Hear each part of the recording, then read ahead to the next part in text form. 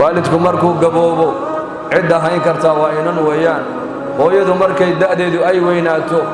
aqalka ay ku noolaataa aqalka wiilkeeda maaha waa aqalka inanteeda ay ku noolaataa laana haweenka ayaa qalbi jilicsan sifada ilaahay bay nagu abuuray caza wajal waa sifa ilaahay tabaaraka wa tacaala uu inisiiyey inay naxariistu qaalib inii noqoto lidaalika hooyadu 9 biloodna waa warshad caloosheedu 2 sanana maaragtaana ilmuha yari meel kale wax ka cuni maayo waxay iyadu cunto ayuu la cunayaa saa darteed baa dadka Soomaalidu waxay yiraahdaan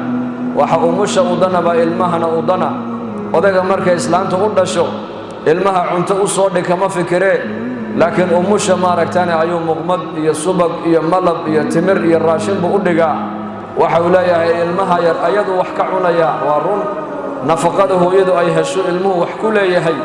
ilmuhu aabba waxba ka cuni maayo laakiin hooyada naasaheedu ilmuhu ku noolaanaya 2 sano oo ku dhan markaas naaskaas hooyada habeenkii ilmaha yar hadduu kacu qayliyo ooyo oo inta nooca ay tahay hooyada garanaysa aabuhu ma garanayo odaygu wuxuu leeyahay ilmaha yar naga sii oo naaska naga sii naaska ku qabo waxay leedahay oohintani oohintii gaajada maaha gaaja ma hayse laakiin jirra ayaa hayso uu xanuunsan yahay haddana marka uu ilmuhu qayliyo ooy markaasuu ku oran doonaa ilmaha yar naaska naga sii dee waa ka qayliyahan ka seexane markaasay odhanaysaa ma tani gaaja ma hayse oohintani oohintii gaajada maaha laakiin waxa uu leeyahay meesha aan jeefaan ku kaadshe gowasha aan ku jiifo way qoyday iga bedel buu leeyahay dadna way ka bedeli markiiba هذا بريانا وحيابك الله ده لسكو قبطان بصوب حيبا حضنا مركز سوقويا يا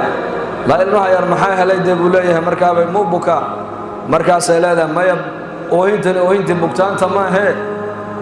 لولا يا هاي سوي حليا هردا يا هاي ماما يسحب بوليا هاي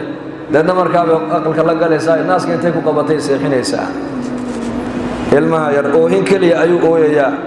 لكن أنت معني سمعني أبوه ما فهمايو إن كنا مولالكين ما فهمايو أدركين ما فهمايو هو يد أم بفهم إنسان لأن الصفات هو يد إلهي بقليه تبارك وتعالى